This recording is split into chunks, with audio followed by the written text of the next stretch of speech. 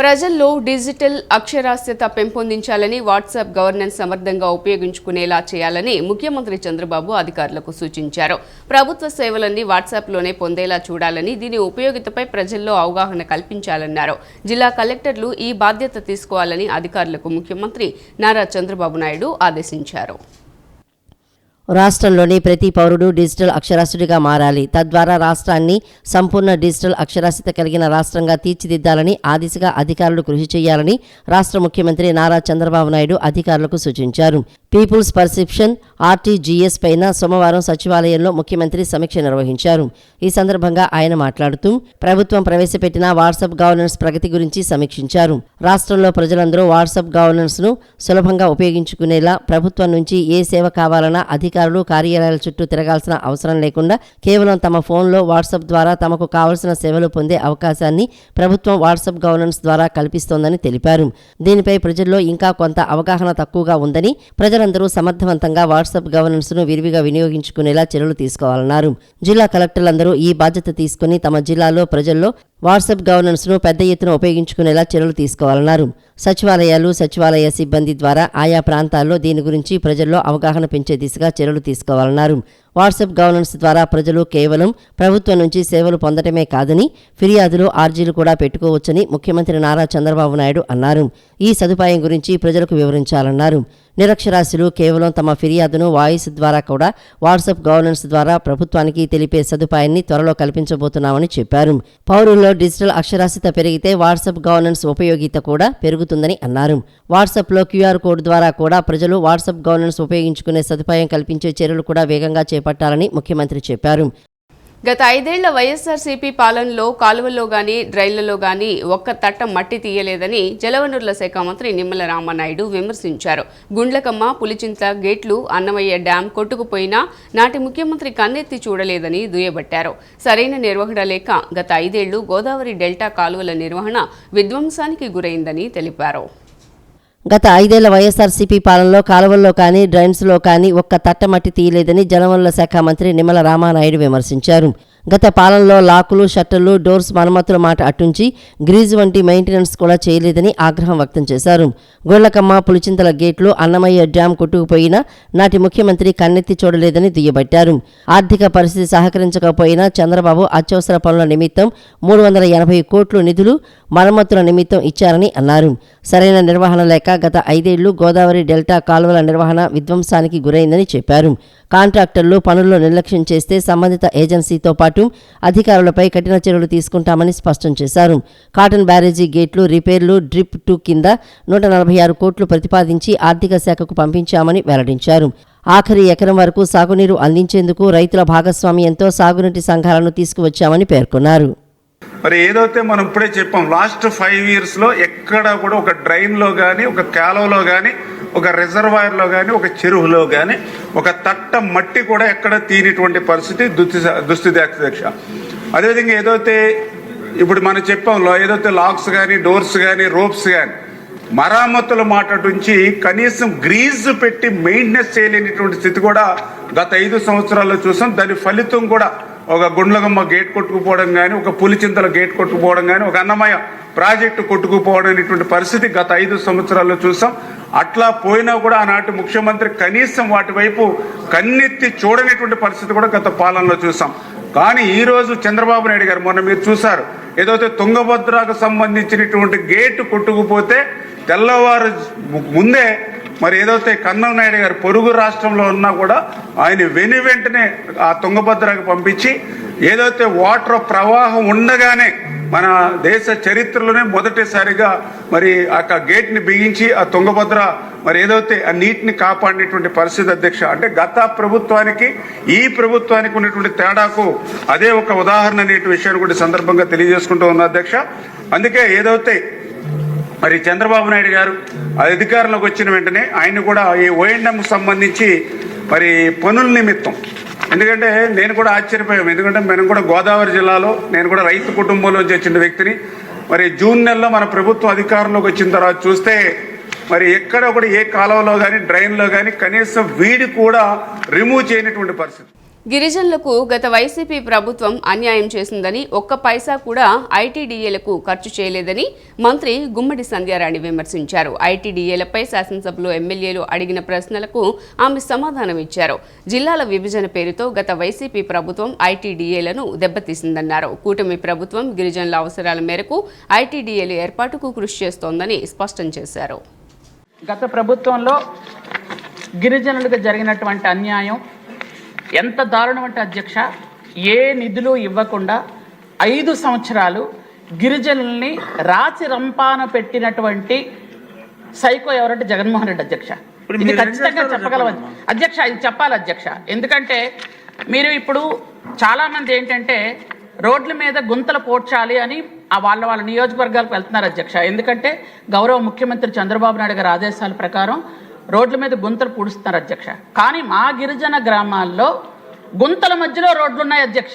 గత 5 సంవత్సరాలను ఇప్పుడు పూడ్చాలంటే ఎవరికి చేత కావట్లేదు అధ్యక్ష. కొత్త రోడ్డు వేయాలి తప్ప గుంతలు పూడ్చే సమస్య కూడా కనిపించట్లేదు అధ్యక్ష. అంత దారుణంగా మేము మోసపోయాం అధ్యక్ష.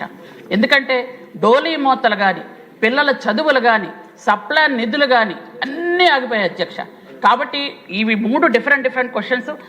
దయచేసి నాకు కొంచెం టైం ఇవ్వండి అధ్యక్ష, చెప్పాలి అధ్యక్ష దయచేసి. ఎందుకంటే ప్రజలందరికీ తెలియాలి అధ్యక్ష గిరిజనులు పడుతున్నటువంటి కష్టాలు. గత 5 సంవత్సరాలు ఎంత కష్టాలు పడ్డారు, ఇప్పుడు ఈ 8 నెలల్లో ఎలాంటి నిధులు వచ్చాయి, ఎలా చేస్తున్నారు అనేది కూడా ప్రజలందరికీ తెలియాల్సిన అవసరం ఉంది అధ్యక్ష. దయచేసి నాకు కొంచెం టైం ఇవ్వండి అధ్యక్ష. తెలుగుదేశం పార్టీ ఆరంభ దశలో ఉండేటప్పుడు ఆదివాసీ సంక్షేమం అభివృద్ధి పట్ల చిత్తశుద్ధితో వ్యవహరించింది అనేది అందరికీ తెలిసిన సంగతి అధ్యక్ష. ఆ రోజు ఆదివాసీల వెనుకబాటు తలాన్ని తెలుసుకున్నటువంటి నందమూరి తారక రామారావు గారు ముఖ్యమంత్రిగా ఉండగా అప్పుడు 1985లో జీవో నెంబర్ 275 ఇచ్చి ఆదివాసీల అభ్యున్నతికి ప్రోత్సహించారు అధ్యక్ష. ఆ రోజు గిరిజనుల హక్కులు కాపాడడానికి 170 యాక్ట్ తీసుకొచ్చి ఆదివాసీల పాఠశాలలో కేవలం ఆదివాసీలే ఉద్యోగం చేయాలని ఆ రోజు తీసుకొచ్చినటువంటి రూలు ఈ రోజు ఆదివాసీల జీవనంలో వెలుగులు నింపింది అధ్యక్ష. ఆంధ్రప్రదేశ్ రాష్ట్ర బడ్జెట్ వివిధ శాఖలకు కేటాయింపులపై ముఖ్యమంత్రి చంద్రబాబుతో డిప్యూటీ సీఎం పవన్ కళ్యాణ్ చర్చించారు. అభివృద్ధి పనులు, సంక్షేమ పథకాలను బ్యాలెన్స్ చేస్తూ కేటాయింపులు ఉన్నాయని పవన్ అభిప్రాయపడినట్లు తెలుస్తోంది. మే నుంచి ప్రారంభించే తల్లికి వందనం, అన్నదాత పథకాలపై భేటీలో చర్చించారు. అలాగే ఎమ్మెల్యేల కోటాలు, ఎమ్మెల్సీల ఎన్నికలపైన ఇద్దరి నేతల మధ్య చర్చ వచ్చినట్లు తెలుస్తోంది. అసెంబ్లీలో ముఖ్యమంత్రి చంద్రబాబు ఛాంబర్కు డిప్యూటీ సీఎం పవన్ కళ్యాణ్ వెళ్లారు. అసెంబ్లీ హాల్ నుంచి ఇరువురు నేతలు సీఎం ఛాంబర్కు వెళ్లారు. రాష్ట్ర బడ్జెట్ వివిధ శాఖలకు కేటాయింపులపై సమావేశంలో చర్చించారు. అభివృద్ధి పనులు, సంక్షేమ పథకాలను బ్యాలెన్స్ చేస్తూ కేటాయింపులు ఉన్నాయని పవన్ అభిప్రాయపడ్డారు. మే నుంచి ప్రారంభించే తల్లికి వందనం, అన్నదాత పథకాలపై భేటీలో చర్చకు వచ్చాయి. ఎమ్మెల్యేల కోట, ఎమ్మెల్సీల ఎన్నికపైన ఇద్దరు నేతల మధ్య చర్చ జరిగింది. ఎమ్మెల్సీ అభ్యర్థుల ఎంపికపైన సమావేశంలో చర్చించినట్లు సమాచారం. అసెంబ్లీలోని చంద్రబాబు ఛాంబర్లో ఇరువురు నేతల భేటీ దాదాపు గంటపాటు జరిగింది. ఎమ్మెల్సీ ఆశావహులు అసెంబ్లీ లాబీలో చక్కెర్లు కొడుతున్నారు. ముఖ్యమంత్రి చంద్రబాబు, మంత్రి నారా లోకేష్ పేషీల వద్ద ఆశావహుల కోలాహలం కనిపించింది. పిఠాపురం వర్మ, కేఈ ప్రభాకర్, జవహర్ తనయుడు ఆశీష్, గవిరెడ్డి రామానాయుడు, పీతల సుజాత, మహమ్మద్ నజీర్లు అసెంబ్లీ లాబీల్లో చక్కెర్లు కొట్టారు. ఏపీలో 5 ఎమ్మెల్సీ కోట, ఎమ్మెల్సీ స్థానాలకు నామినేషన్ల ప్రక్రియ మొదలైంది. ఎమ్మెల్సీలైన జంగా కృష్ణమూర్తి, దువ్వారపు రామారావు, అశోక్ బాబు, బీటీ నాయుడు, యనమల రామకృష్ణుల పదవీకాలం ఈ నెల 29తో ముగియనుంది. కూటమి ప్రభుత్వం రైతుల సంక్షేమానికి కట్టుబడి ఉందని మంత్రి గొట్టిపాటి రవికుమార్ తెలిపారు. అసెంబ్లీలో ప్రశ్నోత్తరాల సమయంలో మంత్రి మాట్లాడుతూ రాబోయే రోజుల్లో వ్యవసాయానికి ఎలాంటి ఇబ్బంది లేకుండా ఉదయం 9 గంటల పాటు విద్యుత్ ఇస్తామని తెలిపారు. అసైన్డ్ ల్యాండ్లకు దొంగ కనెక్షన్లు రద్దు చేస్తామని స్పష్టం చేశారు. ట్రాన్స్ఫార్మర్ దొంగతనాలు జరగకుండా అల్యూమినియంతో వైరింగ్ చేయిస్తున్నామని మంత్రి పేర్కొన్నారు. కూటమి ప్రభుత్వం రైతుల సంక్షేమానికి కట్టుబడి ఉందని మంత్రి గొట్టిపాటి రవికుమార్ స్పష్టం చేశారు. రాబోయే రోజుల్లో వ్యవసాయ కనెక్షన్లకు ఎలాంటి ఇబ్బంది లేకుండా ఉదయం 9 గంటల పాటు విద్యుత్ సరఫరా చేస్తామని అన్నారు. అధికారంలోకి రాగానే 40,336 వ్యవసాయ కనెక్షన్లు మంజూరు చేసినట్లు శాసనసభ ప్రశ్నోత్తరాల్లో వెల్లడించారు. 22,709 కనెక్షన్లు రైతులకు ఇచ్చి వినియోగంలోకి తెచ్చామన్నారు. మరో 20,000 కనెక్షన్లు మంజూరుకు అనుమతి ఇచ్చినట్లు వివరించారు. ఒక్కో వ్యవసాయ కనెక్షన్కు 2,60,000 ఖర్చు చేస్తున్నామని, ఉచిత విద్యుత్తుకు 12,400 కోట్లు ఖర్చు చేస్తున్నట్లు చెప్పారు. ట్రాన్స్ఫారం దొంగతనాలపై వెంటనే ఫిర్యాదు చేసి వివరాలు ఇస్తే తప్పనిసరిగా కొత్తవి ఇస్తామన్నారు. అసైన్ ల్యాండ్లకు దొంగ కనెక్షన్లు రద్దు చేస్తామని తేల్చెప్పారు. ట్రాన్స్ఫారం దొంగతనాలు జరగకుండా అల్యూమినియంతో వైరింగ్ చేయిస్తున్నామని తెలియజేశారు. దాదాపు ఈ ప్రభుత్వం అధికారంలోకి వచ్చినట్టే 40,336 వ్యవసాయ కనెక్షన్లు ఆల్రెడీ మంజూరు చేయటం అయింది సార్. 22,709 కనెక్షన్స్ ఆల్రెడీ రైతులకు ఇచ్చి వినియోగంలోకి తీసుకుని వచ్చాం సార్. అది కాకుండా మిగతా బ్యాలెన్స్ కూడా కంప్లీట్ చేస్తాం సార్. అదే కాకుండా ఇందాక చెప్పినట్టు దాదాపు 60,000 కనెక్షన్స్, 69,975 కనెక్షన్స్ ఇంకా పెండింగ్లో ఉన్నాయి సార్. దానికి గాను మళ్ళీ 40,000 ఇవ్వటమే కాకుండా మళ్ళీ 20,000 కనెక్షన్స్ ఒక 4 రోజుల క్రితం మళ్ళీ కూడా శాంక్షన్ చేయడం జరిగింది సార్.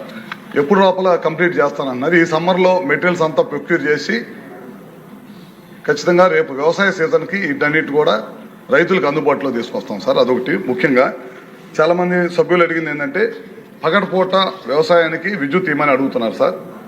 గత ప్రభుత్వం నిర్లక్ష్యం వల్ల మనం పూర్తి స్థాయిలో 9 గంటలు కంటిన్యూస్గా కరెంటు పగలపూట ఇవ్వలేకపోయాం సార్. ఎందుకంటే కేంద్ర ప్రభుత్వం ఇచ్చిన పిఎం కుసుమ్ అనే కార్యక్రమాన్ని గత ప్రభుత్వం నిర్లక్ష్యం చేసింది. మన ప్రభుత్వం అధికారంలోకి వచ్చిన వెమ్మటే ముఖ్యమంత్రి గారు ప్రధానమంత్రి గారికి లెటర్ రాసి ఈ పిఎం కుసుమ్ కార్యక్రమాన్ని ఈ రాష్ట్ర ప్రభుత్వం చేపడుతుందని చెప్పడం వల్లే మొత్తం 4.5 లక్షల వ్యవసాయ కనెక్షన్లు ఈ రాష్ట్రానికి అవసరం సార్. ఫస్ట్ విడతగా 1,00,000 కనెక్షన్స్ శాంక్షన్ అయిపోయినాయి. మళ్ళీ 2 లక్షల కనెక్షన్స్కి మళ్ళీ పిఎం కుసుమ్ ద్వారా మళ్ళీ ఇంకో 2 లక్షల కనెక్షన్స్ కూడా నిన్న మొన్నట్లో కూడా కేంద్ర ప్రభుత్వం మనల్ని టెండర్లు పిలుచుకోమని అవకాశం ఇచ్చింది సార్. ఇవి కనుక తొందరలో కనుక టెండర్లు పిలిచి కనుక సోలార్ కనుక తీసుకొని వచ్చి పిఎం కుసుమ్ ద్వారా సోలార్ ప్లాంట్లు కనుక తీసుకొచ్చి ఎక్కడైతే 33/11 kV సబ్స్టేషన్స్ ఉన్నాయో అక్కడ కనుక తీసుకొచ్చి పెడితే కనుక రాబోయే రోజుల్లో ఈ ప్రభుత్వం వ్యవసాయ రైతులకి పూర్తిగా పగలపూట ఎక్కడ కూడా ఇబ్బంది లేకుండా 9 గంటలు కరెంట్ ఇవ్వగలుగుతాం సార్. ఈ నెల 17 నుంచి 31వ తేదీ వరకు 10వ తరగతి పరీక్షలు జరగనున్నాయి. ఇందులో భాగంగా విద్యార్థుల హాల్ టికెట్లు విడుదలయ్యాయి. హాల్ టికెట్లను వివిధ మార్గాల్లో విద్యార్థులు పొందవచ్చు. విద్యార్థులు తమ పాఠశాల లాగిన్ ద్వారా అధికారిక bsc.ap.gov.in హాల్ టికెట్లను డౌన్లోడ్ చేసుకోవచ్చు. అదేవిధంగా మనమిత్ర ప్రభుత్వ వాట్సాప్ సేవ 9552300009 ద్వారా హాల్ టికెట్లు పొందవచ్చునని విద్యాశాఖ మంత్రి లోకేష్ ఎక్స్లో పోస్ట్ చేశారు. పరీక్ష రాసే విద్యార్థులకు మంత్రి ఆల్ ది బెస్ట్ చెప్పారు. ఈ నెల 17 నుంచి 31వ తేదీ వరకు 10వ తరగతి పరీక్షలు జరగనున్నాయి. ఇందులో భాగంగా విద్యార్థుల హాల్ టికెట్లు విడుదలయ్యాయి. హాల్ టికెట్లను వివిధ మార్గాల్లో విద్యార్థులు పొందవచ్చు. విద్యార్థులు తమ పాఠశాల లాగిన్ ద్వారా అధికారిక bsc.ap.gov.in హాల్ టికెట్లను డౌన్లోడ్ చేసుకోవచ్చు. అదేవిధంగా మనమిత్ర ప్రభుత్వ వాట్సాప్ సేవ 9552300009 ద్వారా హాల్ టికెట్లు పొందవచ్చని విద్యాశాఖ మంత్రి లోకేష్ ఎక్స్లో పోస్ట్ చేశారు. పరీక్ష రాసే విద్యార్థులకు మంత్రి ఆల్ ది బెస్ట్ చెప్పారు. మార్చి 17వ తేదీ నుంచి 31వ తేదీ వరకు 10వ తరగతి పరీక్షలు ఏపీ ఎస్ఎస్సి ఎగ్జామ్స్ జరగనున్నాయి. పరీక్షలు ఉదయం 9:30 గంటల నుంచి మధ్యాహ్నం 12:45 వరకు నిర్వహించనున్నారు. మార్చి 17వ తేదీన ఫస్ట్ లాంగ్వేజ్, 19వ తేదీన సెకండ్ లాంగ్వేజ్, 21వ తేదీన ఇంగ్లీష్, 22వ తేదీన ఫస్ట్ లాంగ్వేజ్ పేపర్ 2 నిర్వహిస్తారు. మార్చి 24వ తేదీన గణితం, 26వ తేదీన ఫిజికల్ సైన్స్, 28వ తేదీన బయోలాజికల్ సైన్స్, 29వ తేదీన OSSC main language paper 2 vocation course theory, 31వ తేదీన సోషల్ స్టడీస్ పరీక్షలు ఉంటాయి. మహిళా శక్తిని యుక్తిని చాటి చెప్పేలా మార్చి 8న అంతర్జాతీయ మహిళా దినోత్సవ వేడుకల నిర్వహణకు అధికారులు కృషి చేయాలని జిల్లా కలెక్టర్ డాక్టర్ జి లక్ష్మీసా ఆదేశించారు. కేంద్ర రాష్ట్ర ప్రభుత్వాల కార్యక్రమాల చేయూతతో పారిశ్రామికవేత్తలుగా రాణిస్తున్న మహిళలతో స్ఫూర్తిదాయక ప్రసంగాలు ఏర్పాటు చేయాలన్నారు. మహిళల భద్రత కూడా అత్యంత ప్రధాన అంశం కాబట్టి ఆ దిశగా వినూత్న ఆలోచనలతో కార్యక్రమాల అమలుకు చొరవ తీసుకోవాలని పోలీసు అధికారులకు సూచించారు. మహిళా శక్తిని యుక్తిని చాటి చెప్పేలా మార్చి 8న అంతర్జాతీయ మహిళా దినోత్సవ వేడుకల నిర్వహణకు అధికారులు కృషి చేయాలని జిల్లా కలెక్టర్ డాక్టర్ జి లక్ష్మీసా ఆదేశించారు. ఈ నెల 8న అంతర్జాతీయ మహిళా దినోత్సవం సందర్భంగా జిల్లా స్థాయిలో నిర్వహించే ప్రత్యేక కార్యక్రమాల సన్నద్ధతపై చర్చించేందుకు కలెక్టర్ లక్ష్మీసా సోమవారం కలెక్టరేట్లో సమావేశం నిర్వహించారు. ఈ సందర్భంగా కలెక్టర్ మాట్లాడుతూ సామాజిక, ఆర్థిక, సాంస్కృతిక రంగాలతో సహా వివిధ రంగాల్లో మహిళా మనులు సాధించిన విజయాలను గుర్తించి గౌరవించేందుకు వారిని స్ఫూర్తి స్ఫూర్తిగా తీసుకొని మరింత మంది సమగ్రాభివృద్ధికి దిశగా ముందడుగు వేసేలా ప్రోత్సహించేందుకు ఏటా మార్చి 8న అంతర్జాతీయ మహిళా దినోత్సవ వేడుకలను నిర్వహిస్తున్నామని వివరించారు. ఈ వేడుకలను విజయవంతం చేసేందుకు గ్రామీణాభివృద్ధి, పురపాలక, పట్టణాభివృద్ధి, పరిశ్రమలు, మహిళా శిశు సంక్షేమ శాఖ, వ్యవసాయం ఇలా వివిధ శాఖల అధికారులు ఆయా శాఖల వారీగా మహిళా కేంద్రీకృత కార్యక్రమాల నిర్వహణకు సిద్ధం కావాలని పిలుపునిచ్చారు. కేంద్రం, రాష్ట్ర ప్రభుత్వాల కార్యక్రమాల చేయూతతో పారిశ్రామికవేత్తలుగా రాణిస్తున్న మహిళా మనులతో స్ఫూర్తిదాయక ప్రసంగాలు ఏర్పాటు చేయాలని అన్నారు. అభివృద్ధి పథంలో నడుస్తున్న స్వయం సహాయక సంఘాలు, వాటి సభ్యులను గుర్తించాలని అన్నారు. PM employment generation programme, PM Vishwakarma Yojana వంటి ప్రస్తుతం అమల్లో ఉన్న పథకాల ద్వారా రుణాల మంజూరు పత్రాలు అందించేందుకు చర్యలు తీసుకోవాలన్నారు. బ్యాంకు లింకేజ్ రుణాలు, ఉన్నతి, లఖ్పతి, దీదీ తదితర కార్యక్రమాలకు సంబంధించి ఆర్థిక సహాయ పంపిణీ కార్యక్రమాలకు ఏర్పాటు చేయాలన్నారు. మహిళా సాధికారతను ప్రతిబింబించేలా వివిధ శాఖల ఆధ్వర్యంలో ప్రత్యేక స్టాళ్లు ఏర్పాటు చేయాలని సూచించారు. ఇప్పటికే గ్రౌండింగ్ అయిన యూనిట్లు ఆర్థికంగా ప్రగతి పథంలో పయనించేందుకు చేపట్టి నడిపించేలా సరైన మార్గనిర్దేశం అవసరమని అన్నారు. మహిళల భద్రత కూడా అత్యంత ప్రాధాన్యత అంశం కాబట్టి ఆ దిశగా వినూత్న ఆలోచనలతో కార్యక్రమాల అమలుకు చొరవ తీసుకోవాలని పోలీసు అధికారులకు సూచించారు. స్వీయ రక్షణపై మహిళలకు అవగాహన కల్పించే కార్యక్రమాలపైన దృష్టి సారించాలని ఆదేశించారు. సాయి సాధన చిట్ ఫండ్ బాధితులకు న్యాయం చేస్తామని సీఎం చంద్రబాబు హామీ ఇచ్చారు. తన కాన్వాయ్ను కరకట్టపైన ఆపి సాయి సాధన చిట్ ఫండ్ మోసానికి గురైన బాధితులను ప్రత్యక్షంగా కలుసుకున్నారు. బాధితులు సీఎం ముందు తమ ఆవేదనను వ్యక్తం చేసుకున్నారు. సుమారు 250 కోట్లకు పైగా మోసం జరిగిందని, వేల మంది ప్రజలు జీవితాలు, పొదుపులను కోల్పోయారని బాధితులు సీఎం చంద్రబాబుకు వివరించారు. బాధితులు కన్నీటి కథ విని స్పందించిన సీఎం బాధితులను అన్ని విధాలుగా ఆదుకుంటామని భరోసా ఇచ్చారు. బాధితుల న్యాయం కోసం ప్రభుత్వం తక్షణ చర్యలు తీసుకుంటుందన్నారు. బాధితుల కష్టాలను తీర్చేందుకు అన్ని మార్గాలు పరిశీలిస్తామని సీఎం చంద్రబాబు స్పష్టం చేశారు. ఒక రోజు కష్టం వస్తున్నా, ఒకడు మోసం చేశాడని తెలిసినా మళ్ళా టెంప్టేషన్, ఆ టెంప్టేషన్ తో తప్పులు చేస్తాను జీవితాలు. అతను ఎలాంటి నష్టాలు లేవు సార్. వాడుకుంటుంది మా వాడి ఏమైంది, మోసం చేసాడు.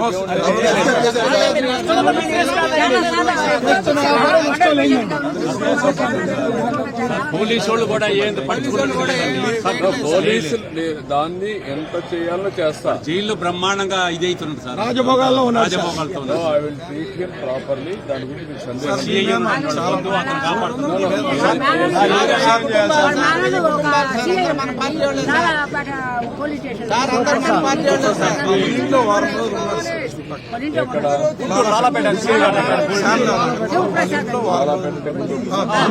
ఒక వారం ఉన్నాడు. పేరేంటి ఆయన? పేరేంటి? అడుసుమల్లి శివప్రసాద్. కూటమి ప్రభుత్వం అధికారంలోకి రాక మునుపు తాను ఇచ్చిన హామీలను, వాగ్దానాలను తుంగలో తొక్కిందని జయభీంరావు భారత్ పార్టీ వ్యవస్థాపకులు, ప్రముఖ హైకోర్టు న్యాయవాది జడ శ్రవణ్ కుమార్ విమర్శించారు. డిప్యూటీ సీఎం పవన్ కళ్యాణ్ హామీ ఇచ్చినా ఇంతవరకు సుగాలి ప్రీతి కుటుంబానికి న్యాయం జరగకపోవటమే దీనికి నిదర్శనమన్నారు. రాష్ట్రంలో ఎందరో మహిళలు, యువతులపై జరుగుతున్న ఆకృత్యాలు, అఘాయిత్యాలకు కూటమి ప్రభుత్వం బాధ్యత వహించాలన్నారు. నగరంలోని ఐలాపురం హోటల్ నందు న్యూ హోప్ ఫౌండేషన్ ఆధ్వర్యంలో రాష్ట్రంలో ఎందరో మహిళలు, యువతులపై జరుగుతున్న అకృత్యాలు, అఘాయిత్యాలు నిరసిస్తూ న్యాయం కోసం పోరాడుతున్న సుగాలి ప్రీతి కుటుంబ సభ్యుల మనోవేదనపై పాటను విడుదల చేశారు.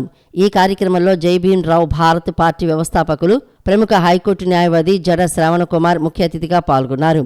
న్యాయం కోసం పోరాడుతున్న సుగాలి ప్రీతి కుటుంబ సభ్యుల మనోవేదనపై పాటను ఆయన లాంఛనంగా విడుదల చేశారు. ఈ సందర్భంగా ఆయన మాట్లాడుతూ రాష్ట్రంలో ఎందరో మహిళలు, యువతులపై జరుగుతున్న అకృత్యాలు, అఘాయిత్యాలకు నిరసిస్తూ న్యూ హోప్ ఫౌండేషన్ సభ్యులు న్యాయం కోసం పోరాడుతున్న సుగాలి ప్రీతి కుటుంబ సభ్యుల మనోవేదనపై పాట రిలీజ్ చేయడం కూటమి నాయకులకు చెంపపెట్టు అని పేర్కొన్నారు. రాష్ట్రంలో ఎందరో మహిళలు మిస్ అయ్యారని, గతంలో జనసేన అధినేత, ప్రస్తుత డిప్యూటీ సీఎం పవన్ కళ్యాణ్ స్వయంగా ఆవేదన వ్యక్తం చేశారని, కానీ తాము అధికారంలోకి వచ్చిన తర్వాత మిస్ అయిన యువతులను ఇంకా ఎందుకు గుర్తించలేదని సూటిగా ప్రశ్నించారు. డిప్యూటీ సీఎం పవన్ కళ్యాణ్ హామీ ఇచ్చినా ఇంతవరకు సుగాలి ప్రీతి కుటుంబానికి న్యాయం ఎందుకు జరగలేదని నిలదీశారు. 2019లో ఆంధ్రప్రదేశ్ అత్యున్నత న్యాయస్థానంలో కేసు వేసినప్పుడు ఈ కేసు మీద చాలా సుదీర్ఘమైనటువంటి విచారణ జరిగి సెంట్రల్ బ్యూరో ఆఫ్ ఇన్వెస్టిగేషన్ ని కౌంటర్ ఫైల్ చేయమన్నప్పుడు రాష్ట్ర ప్రభుత్వం యొక్క వ్యవహారాలు కూడా దీని మీద రాష్ట్ర ప్రభుత్వం యొక్క వైఖరి ఏంటి అని చెప్పమని హైకోర్టు అడిగినప్పుడు దీనికి కరెక్ట్ గా 2019లో కొత్తగా వచ్చినటువంటి గవర్నమెంట్, ఎవరి గవర్నమెంట్ అది? జగన్మోహన్ రెడ్డి గారి గవర్నమెంట్. కానీ అన్ఫార్చునేట్ థింగ్ ఏంటి అంటే ఈ సుగాలి ప్రీతి పాప యొక్క మర్డర్ జరిగింది 2017వ సంవత్సరం. అంటే గత ప్రభుత్వం, ఇప్పుడున్న కూటమి ప్రభుత్వం, చంద్రబాబు నాయుడు గారి ముఖ్యమంత్రి హయాంలో ఆ రేపు జరిగిందన్న విషయం చాలా మందికి తెలియదు. కానీ గత ముఖ్యమంత్రి జగన్మోహన్ రెడ్డి గారు సరే సిబిఐ కేసు వేశామనో ఇంకోటో తెలియదు, కానీ దీన్ని సెంట్రల్ బ్యూరో ఆఫ్ ఇన్వెస్టిగేషన్ కి జారీ ఇస్తూ కేసుని 2020 సంవత్సరంలో ఒక జీవోని ఇష్యూ చేశారు. ఈ జీవో ఇష్యూ చేసినప్పటికీ కూడా సిబిఐ టేకప్ చేయాలి ఆ కేసు. ఎందుకు టేకప్ చేయలేదు, ఏం రీజన్ తో టేకప్ చేయలేదు అంటే ఈ కేసు సిబిఐ ఇన్వెస్టిగేషన్ చేయదగిన కేసు కాదు కాబట్టి సిబిఐ మేము ఇన్వెస్టిగేషన్ చేయమని చెప్పారు. ఇప్పుడు ఉన్నటువంటి డిప్యూటీ చీఫ్ మినిస్టర్ సీన్ లోకి ఎంటర్ అయినారు. పవన్ కళ్యాణ్ గారు నాకు తెలిసి ఒక 1000 వీడియోలు మాట్లాడి ఉంటారు సుగాలి ప్రీతి మీద. సో ఉమెన్స్ డే సందర్భంగా ఈ పాట వస్తుంది, ఆదరించండి. దగ్గరగా ఉండి ఈ పాటకి ఏం కావాలో అన్ని కూడా న్యూ హోప్ ఫౌండేషన్ ఫౌండర్ అయినటువంటి మల్లీశ్వర్ గారు దానికి కర్త కర్మ క్రియ అని వారి దగ్గర ఇల్లు చూస్తున్నారు. రాజేష్ గారు అద్భుతంగా రాశారు. సో ఈ ఫౌండేషన్ లో పనిచేయడం చాలా సంతోషంగా ఉంది. కృష్ణా జిల్లా పామరు నియోజకవర్గంలో మోవా సబ్ రిజిస్ట్రార్ కార్యాలయంలో అక్రమ రిజిస్ట్రేషన్ జరిగినట్లు గుర్తించడంతో అక్కడి సబ్ రిజిస్ట్రార్ సత్యనారాయణను అధికారులు సస్పెండ్ చేశారు. రాజధాని ప్రాంతంలో ఓ రైతుకు 1000 చదరపు గజాల భూమిని ప్రభుత్వం కేటాయించింది. అయితే ఆ రైతు మరణించిన తర్వాత అనుభవదారిగా ఉన్న అతని భార్యకు తెలియకుండా నకిలీ ఆధార్తో ఫిబ్రవరి 20న మోవా సబ్ రిజిస్ట్రార్ కార్యాలయంలో అక్రమ రిజిస్ట్రేషన్ జరిగింది. విషయం తెలియడంతో బాధిత రైతు భార్య స్థానిక నేతల సహకారంతో మంత్రి లోకేష్ కార్యాలయంలో ఫిర్యాదు చేసింది. లోకేష్ కార్యాలయ బృందం విచారణ జరిపి నకిలీ రిజిస్ట్రేషన్ జరిగినట్లు గుర్తించింది. అధికారుల ఆదేశాలతో మోవా సబ్ రిజిస్ట్రార్ లాగిన్ అయ్యి నకిలీ జీపీఏను రద్దు చేశారు.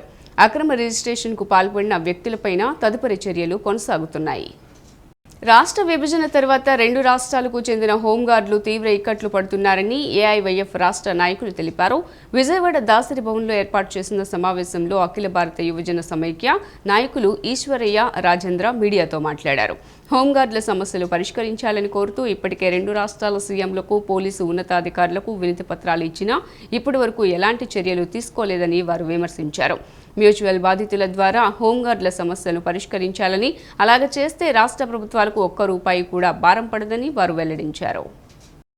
2014 నుంచి అంటే ఇప్పటి వరకు దాదాపు 12 సంవత్సరాల కాలంగా హోంగార్డులు ఇక్కడ అక్కడ పనిచేసినట్టు వాళ్ళు మాకు స్థానికత దెబ్బతింటా ఉంది, మాకు ఉద్యోగ అవకాశాల్లో, ఉపాధి అవకాశాల్లో, మా పిల్లల చదువులో, వైద్యంలో మాకు నష్టం జరుగుతూ ఉంది. రాష్ట్ర విభజన జరిగింది కాబట్టి మమ్మల్ని అందరినీ కూడా తెలంగాణలో ఉన్నట్టు వాళ్ళు ఆంధ్రాకు, ఆంధ్రాలో ఉన్నట్టు వాళ్ళు తెలంగాణకు తీసుకెళ్ళమని చెప్పి పదే విజ్ఞప్తి చేస్తూ ఉన్నారు. అయినా ప్రభుత్వం ఏమాత్రం కూడా చెల్లించలేదు.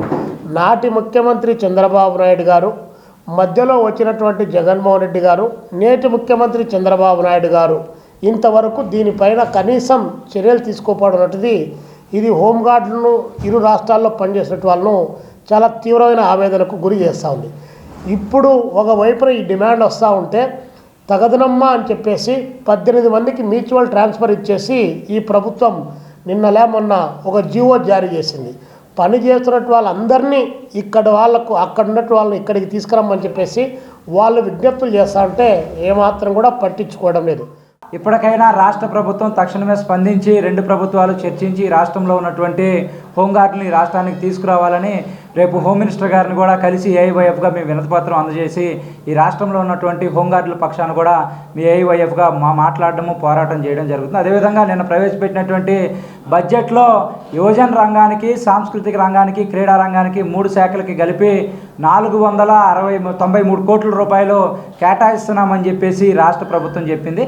బడ్జెట్ ముందు రోజే పిటి ఉషా గారు కలిస్తే ఈ రాష్ట్రంలో క్రీడలు పెట్టడానికి అనేక రకాల అవకాశాలు ఉన్నాయి, ఈ రాష్ట్రంలో క్రీడలు అంతర్జాతీయ స్థాయిలో క్రీడా రంగాన్ని అభివృద్ధి చేయడానికి మేము ముందున్నామని చెప్పేసి. సిటీ న్యూస్ ఇంతటితో సమాప్తం. తిరిగి వార్తల్లో మళ్ళీ కలుద్దాం. అంతవరకు సెలవు. నమస్కారం.